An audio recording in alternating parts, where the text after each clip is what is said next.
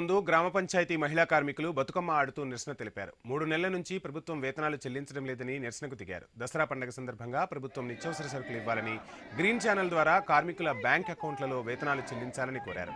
అర్హులైన సిబ్బందికి ప్రమోషన్లు కల్పించాలని డిమాండ్ చేశారు.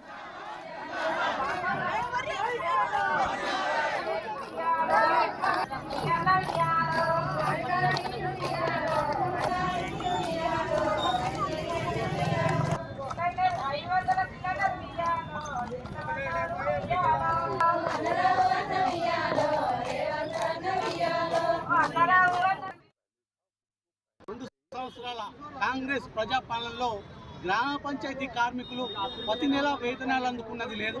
సీతక్క గారిని కలిసినాం, కార్మికుల సమస్యలు చెప్పినాం. ఆమె కూడా వీళ్ళందరినీ ఎంత తొందరగా వీలైతే అంత తొందరగా పర్మనెంట్ చేసి వీళ్ళ వేతనాలు వేస్తామని చెప్పింది.